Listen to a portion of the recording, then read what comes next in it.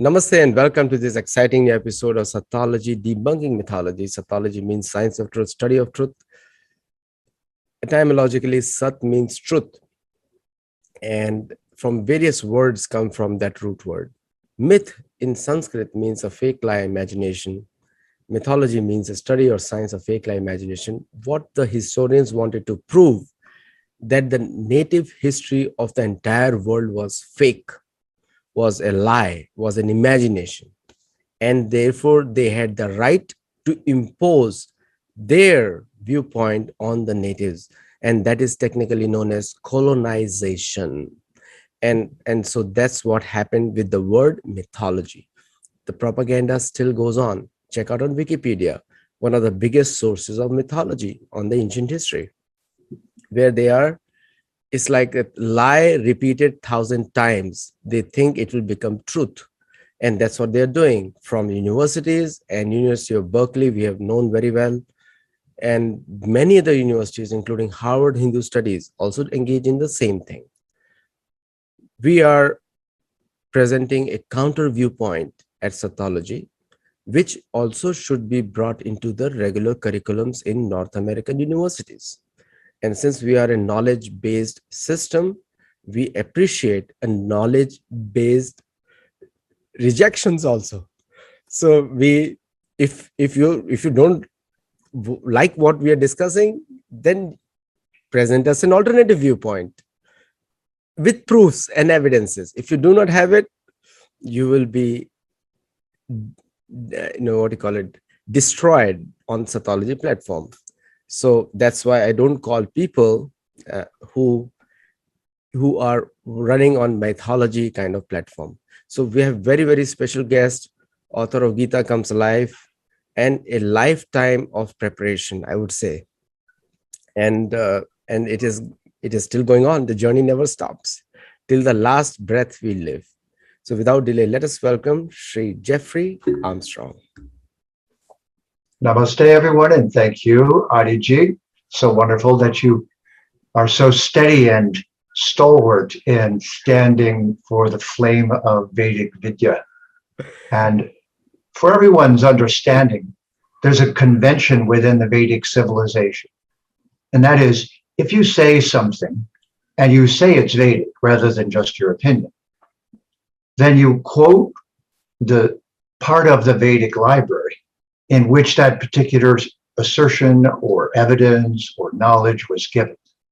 That doesn't prove it's absolutely right, but it proves that you're not just making it up as you go along. So this is all based in the Sanskrit language, because the Sanskrit language is so precise and clear in its grammar, in its articulation or phonetics, in its etymology or word origins, and in its poetic meters so that it lasts over time, that the knowledge itself has endured thousands and thousands of years, still being the same knowledge that it was 5,000 years ago, 10,000 years ago, because of that. So there's a difference between opinion, which is just somebody saying, here's what I think, and quoting a Vedic text so that the text speaks for the Veda, not the opinion of the individual. Jeffrey, very well put it. The history of science. Now we have so many videos on this platform itself. We have debunked medicinal history, astronomical history, and other things. The science has been an integral part of Sanatana Dharma. And you just now also said it, that there is a reference for everything. Like the moon, the distance between the earth and the moon, earth and the sun and the moon and the different planetary systems, including to the extent of Pluto, which is 8 planets are counted, not the 9th one, because it's a gas. Nobody can live over there. The scientists discover it later on. So what, according to you, is the position of science, scientific history, or the science as compared to the Sanatana Dharma? You've spoken on it in detail. I saw your video, so that's why I'm.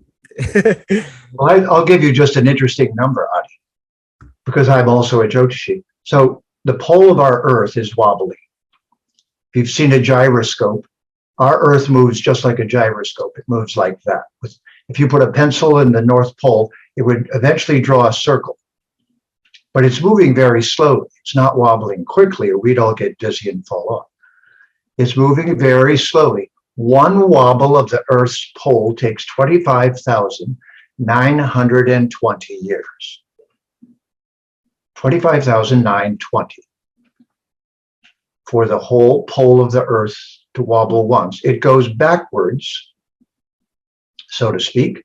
And now, if you look in the Vedas, that number is there. The astronomy and the Vedas gives us that number. Turns out that 2592 adds up to 9. And there are 9 planets in astrology. And those numbers are the same numbers that NASA uses, the same astronomical numbers for the precession of the equinox and the wobble of the Earth. The only difference is science and Abrahamic religion only believe in one lifetime. So when they receive knowledge, it's in the context of only one life, no matter how profound, no matter how all-encompassing, no matter how far back into history it goes. The world view of ourself is only one life. And that is the most disabling, most limiting belief that is making our entire world chaotic. Everyone's holding a one life view. When the Vedic knowledge, science, the universe, everyone else says it's billions of years, but we're not. What if it's the other way around? What if we're immortal and this universe exists for billions of years?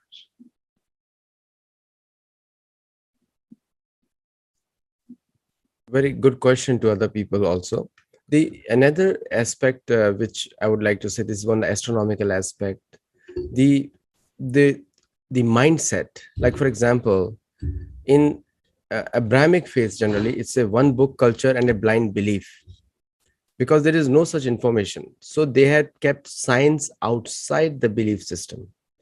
And because the reason is, if somebody starts questioning through a scientific frame of mind the belief system, they'll be in deep trouble. And I'm just from the point of view of logic only. So suppose I have started questioning the blind faith on the basis of science, then they easily reject it. They say that it is a Hindu viewpoint. Okay, they reject it, Hindu viewpoint. The second is, they say, like when I send this event that we are organizing, when we say that this is the discovery of yoga meditation. Now most of the people go to yoga classes, most of them. But when you talk to them that yoga as a science, they accept it in their personal. But outside in the public viewpoint, they cannot say it. And because again, it directly questions their belief system. So the one option they have is to Abrahamize the Vedic, the yoga philosophy and all those things. And the second option is to reject it. Now, rejection and acceptance is the quality of the mind. Now, where do you think these people actually stand?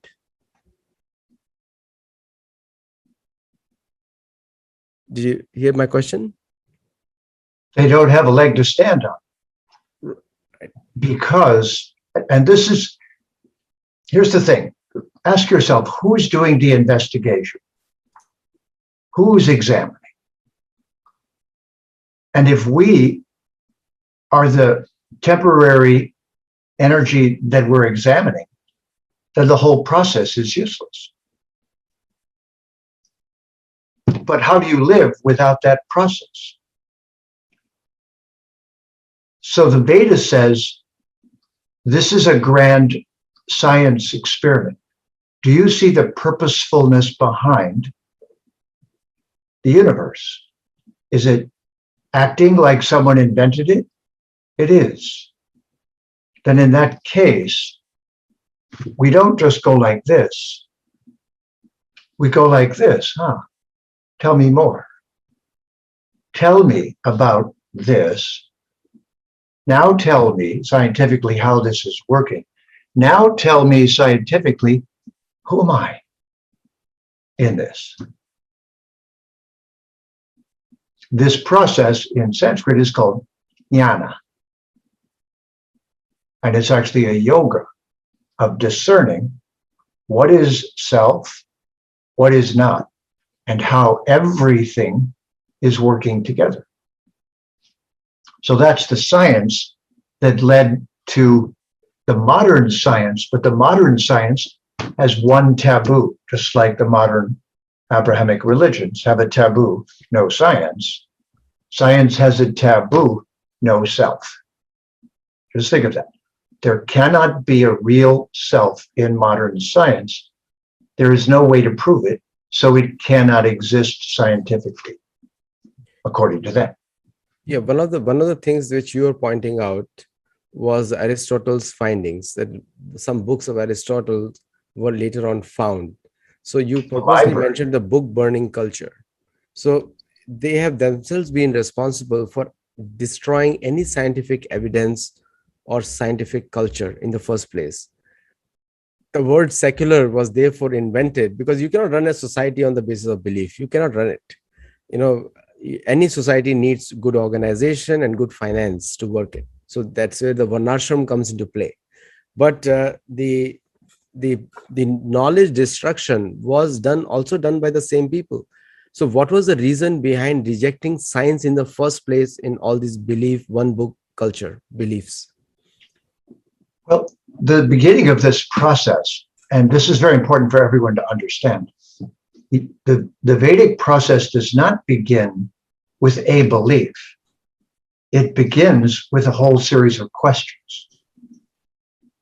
And you don't start with yoga, except that because we have a body, the confusion in yoga is people think that organizing the body and stabilizing it and learning to work with it as an instrument is yoga.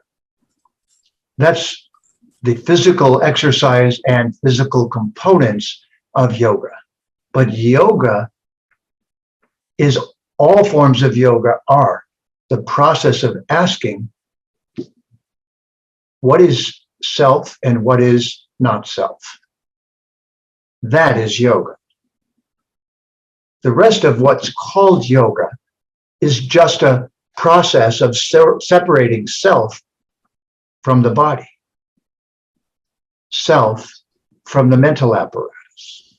So as Adi was pointing out about manas, the mental faculties, they're as much not us as the body. And so if the body is not us, if this shirt is not me, if this flesh is not me, it's just lunch last week, what about the things around me, the objects around me? Are they provably me or not me? Not me. So the first scientific question is, who am I? It's not a religious question at all. It's the first scientific question. So I am surrounded by objects that are not me. Then who am I? That's the first scientific question. It is not a religious question, because it doesn't ask with faith, it asks with logic and knowledge, and it wants a specific answer. Am I this pen or not? So one of the points which comes in, like these kind of questions, am I? And these are questions considered very psychedelic and very boring by most of the people, majority of the people, especially people there is one group of people which already accepts it. It's which people who connect to the Eastern cultures or India or Buddhists. This question becomes very important. And then they go, like, if you see the Hollywood movies and all, they make a lot of fun of these cultures. Like they'll show a Hollywood actor sitting doing Om, and they suddenly show tranquility and other things. But very few people know that all the martial arts are just the fast movement of yogic postures, all of them. Like if you use the same, like you doing namaste and you do this is like a, and you are a martial arts exponent also, you're trained in martial arts, so you can know very well that every single asana, when you can move fast, then it can also become, it can also not only increase the strength of the muscles, but can be used for self defense also. And that's how all the yogis uh, practiced it to protect themselves from wild animals in the forest if they're living alone. The funny caricature of eastern based processes has also destroyed the mindset of many western people, because they think that you go to nirvana is a very popular word in nirvana, and after your retirement, we all know, as you grow older, if you're not on a spiritual path, then you actually develop more anxieties keep on increasing. So nirvana is not practically possible with a stable mindset. So what is your view on that? Because this is what is destroying the the image of a spiritual culture in the minds of most of the Abrahamic faith people.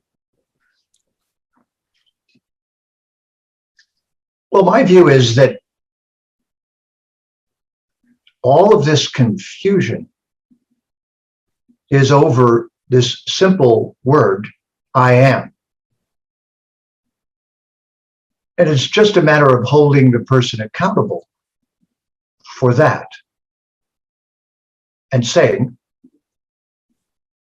don't tell me about the world around you until you identify yourself. Why? Well, because obviously science is separating oneself from the objective reality around one. And we're acting as if we're not all these objects. We're studying them. What are we studying? Cause and effect.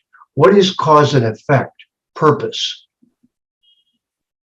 Then if the universe is purposeful, then science is looking for the purpose of existence, but it's looking for it through a process of interacting with the intelligence that's distributed throughout this inert matter.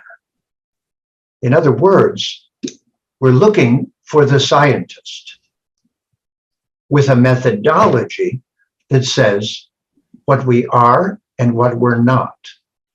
So this is a very important mantra.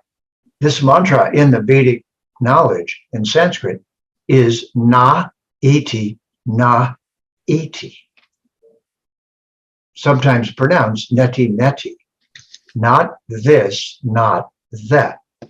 Just turn around and look at your hand and say, am I this finger or not? Can it be cut off and you're still you? Yes, then it's not you. Are you the shirt you're wearing? No, I just put it on and take it off. Not. So this process of what I am and what I'm not is called a self-definitional process. This is the basis of modern philosophy called existentialism, asking the question of self while examining matter, knowing that the matter is not me, but the matter is so highly organized that only a greater intelligence than mine could have organized it so sophisticatedly. In other words, the universe is not just a universe.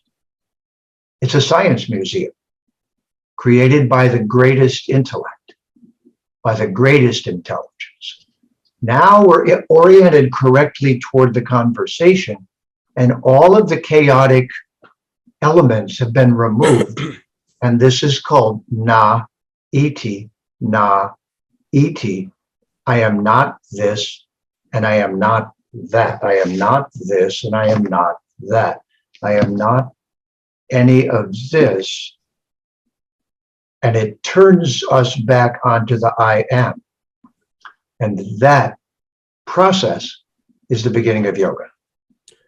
No, you pointed correctly, and we you made a great point that without understanding ourselves, how can we judge others? My simple point is, the when we point one finger at somebody else, three point at us and one to God. The thumb goes to God. So you're actually doing thumb to the God actually. So the the another misconception, the science, Sanatan Dharma science is a science versus Abrahamic faith, because it's actually the science versus Abrahamic faith, because Sanatan Dharma is a science. Everything is experiential. When we offer water to Surya Dev, we are actually, uh, and I hate to look at the material benefits, because those are side benefits. Your The side benefit is that it affects your eyes, and it has been also it has been also said. Now another word comes in the mantra, and most of the students get an image that mantra and somebody starts levitating, and it is like in the air, because this is what the Bollywood movies show.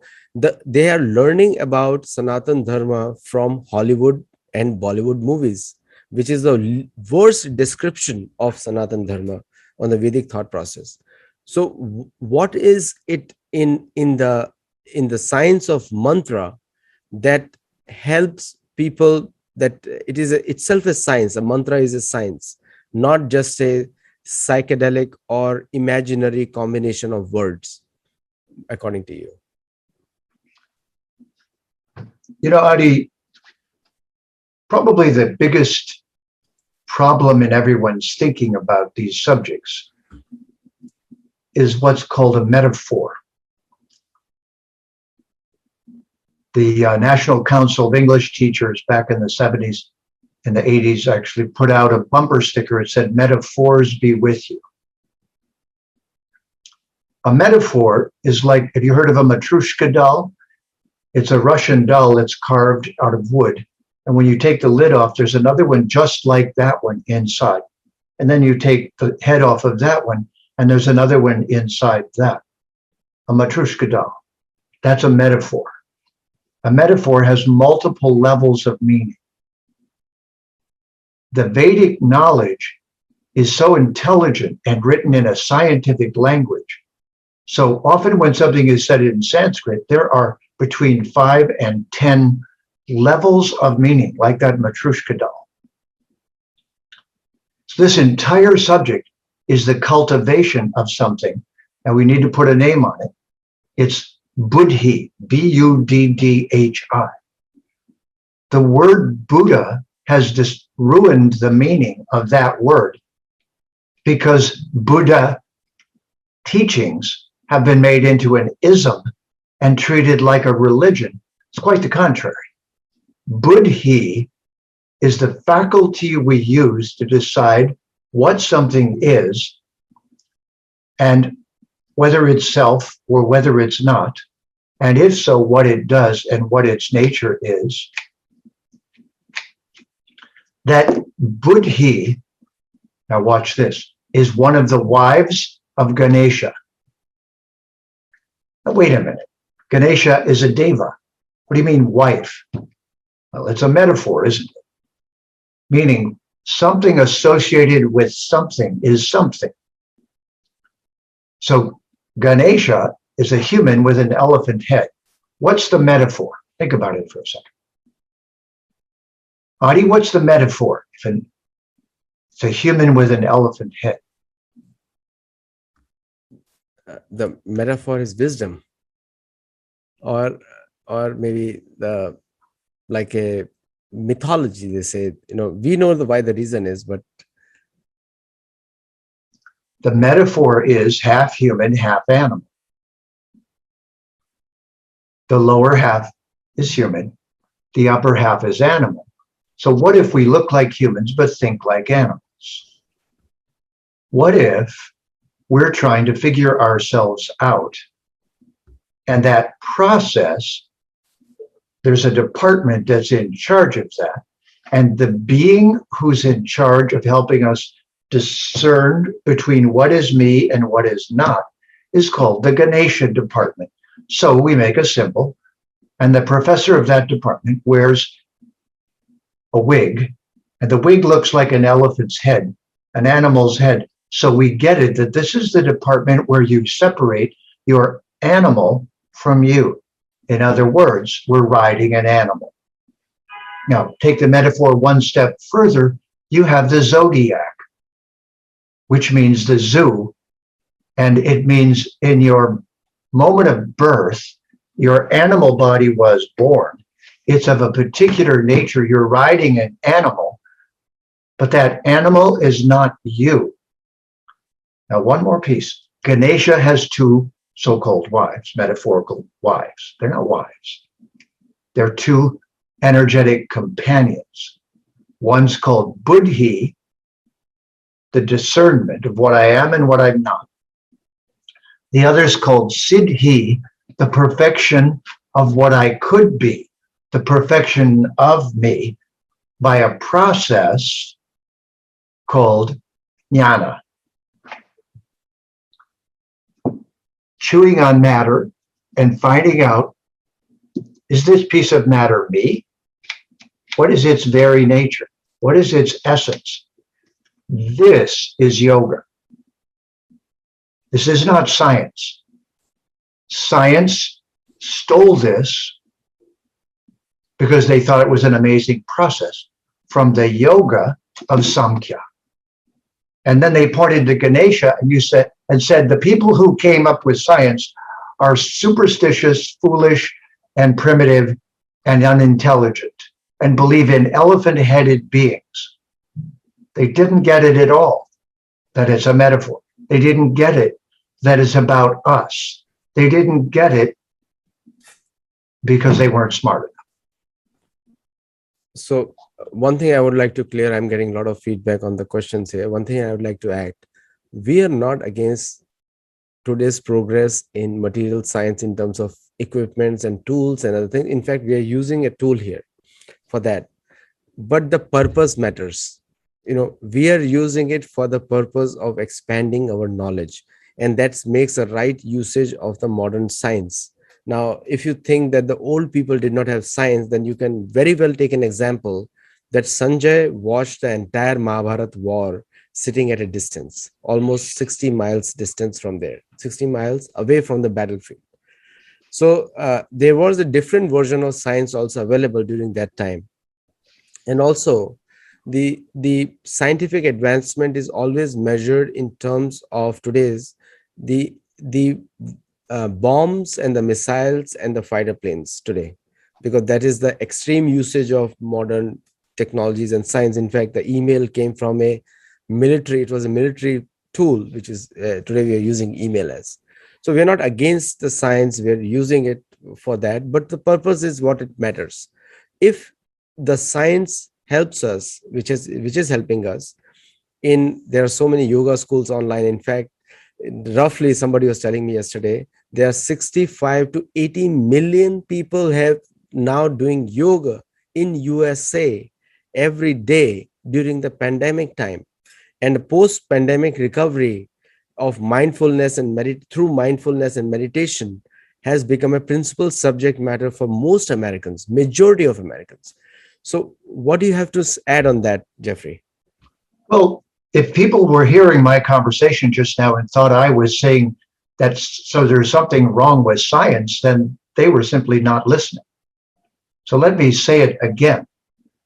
Science is a process. That process is not modern. It's the process of differentiating between the conscious observer and the environment that's being observed.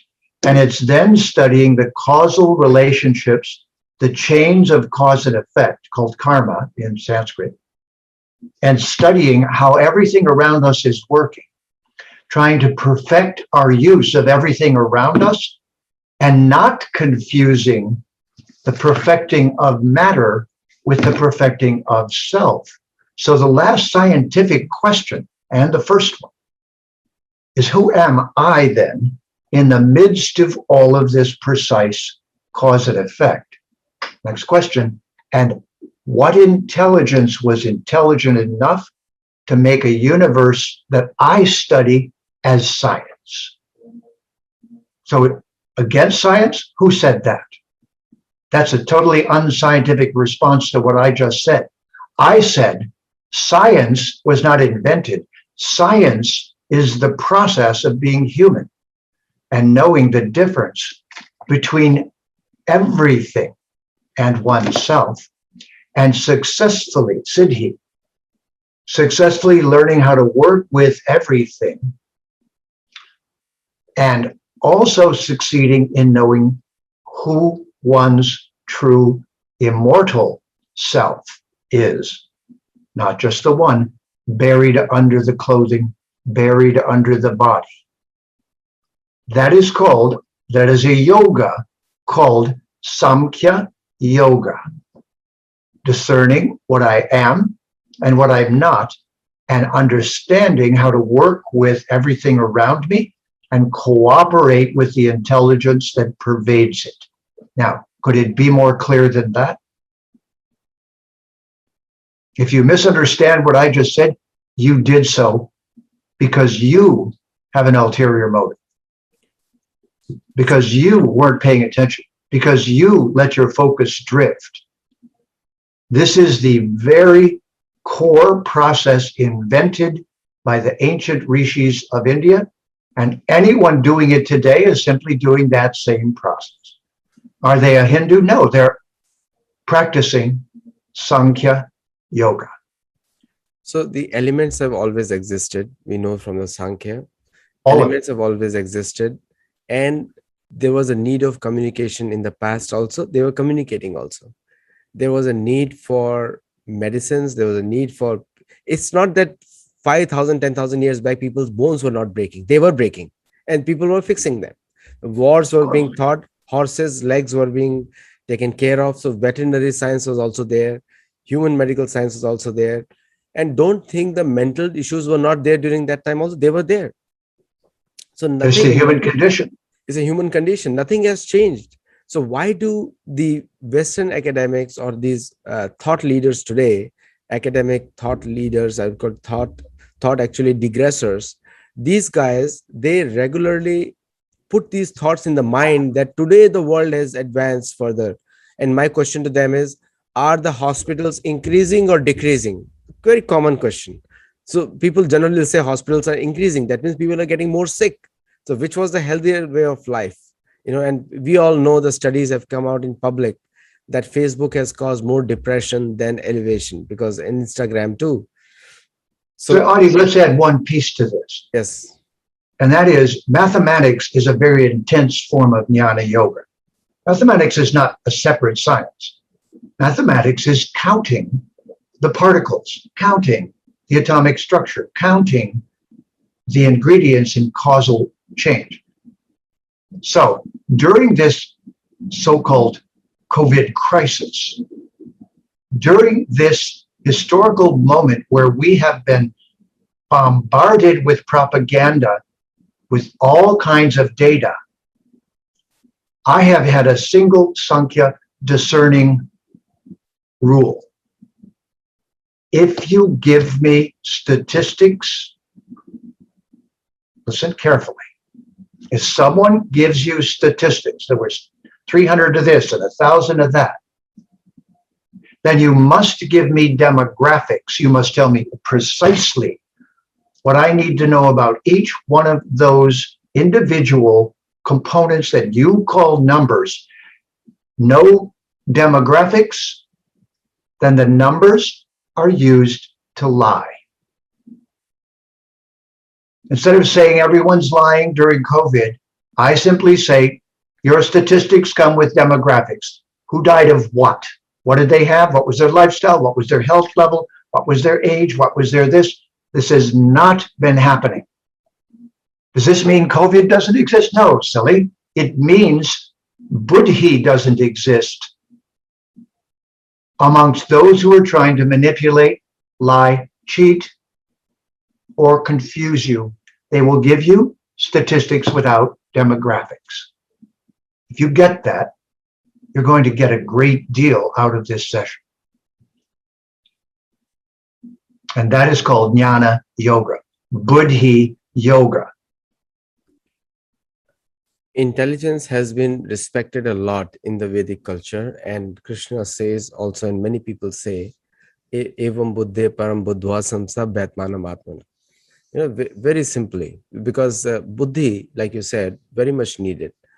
So one application of buddhi is making products for benefit of all, and another usage of buddhi is to destroy the knowledge seeking behavior of a human being.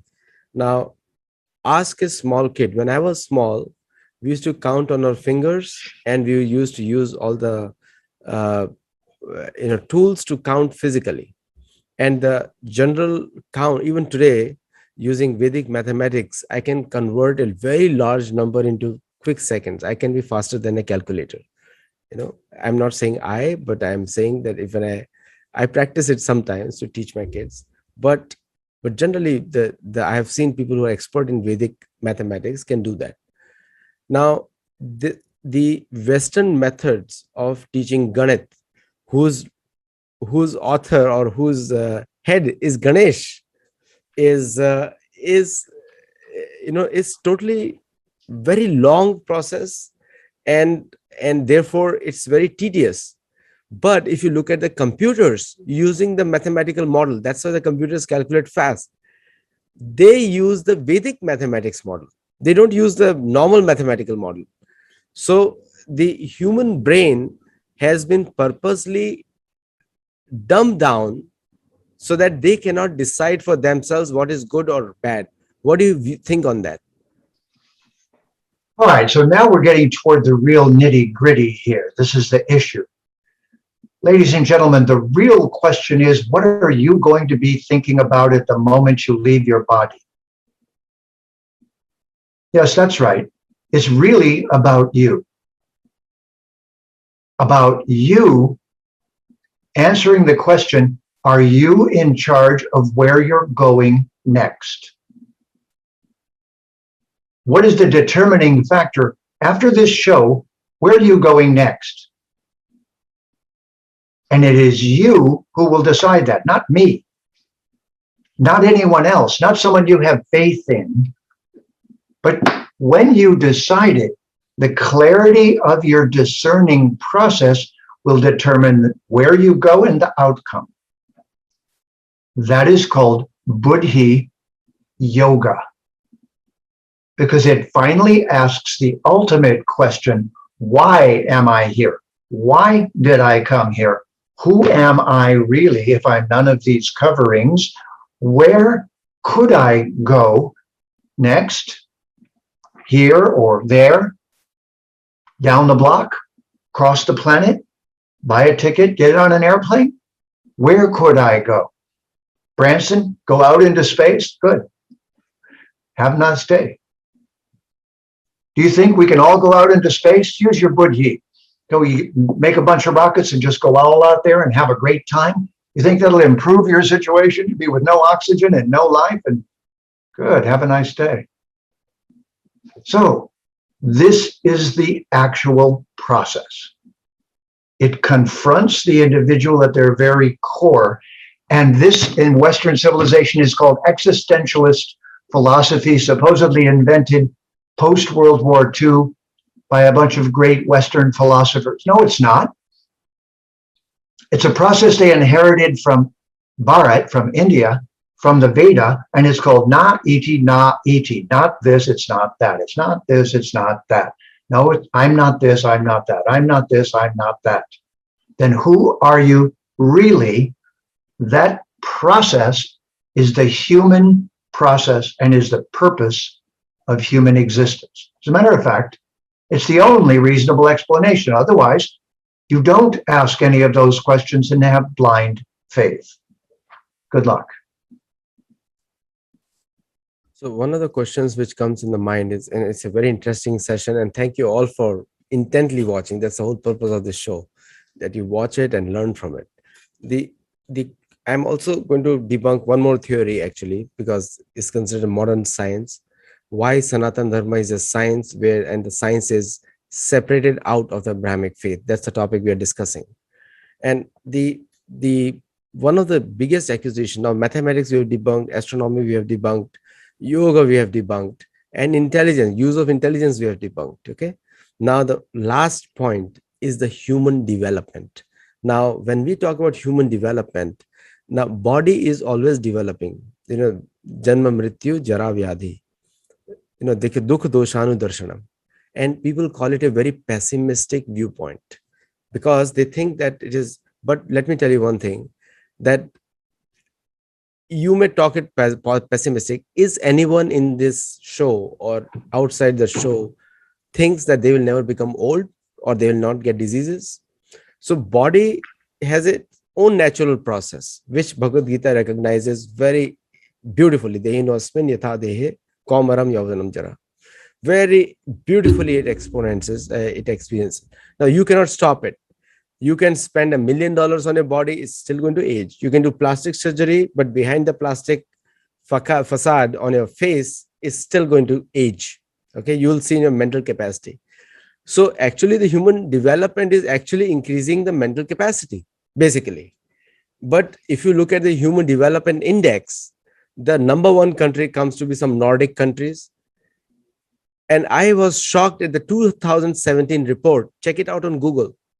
The biggest mental issues per 100,000 of the population, one of the countries is Norway. Second is USA. Third is Canada. And of all the countries, New Zealand. Now, people think of New Zealand as a fairy tale, the land where nothing happens. They have the biggest mental diseases over there. And compared to USA, the next one in Asia is Iran. So New Zealand, Iran, Norway, and then USA. So, and these countries are often named in the Western publications as the highest human development index. And the least mental issues are in countries Vietnam, Cambodia, India, Thailand, and even China. But let me tell you, China's numbers are fudged, so I will not say anything on China. Okay, but statistics without demographics. Yeah. So the Chinese numbers, like everything else, it's all fudged up. So we cannot count China in. But I'm just saying, the least mental diseases are in the countries which practice a meditation as a key form of a regular process. So human development without calculating the mental faculty, how is that relevant in the first place? Jeffrey, what are your comments on that, please?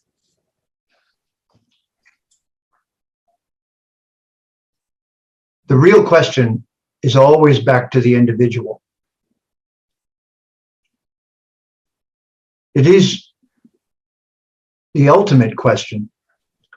Really is, are you conducting this journey with purpose? Are you purposely going to the next stage? Or are you just being dragged by all the material processes that are happening to you? It's the same thing with mental health. Mental health is when you decide the state that your mental process is going to be in, and you don't let anything change that. That's mental health.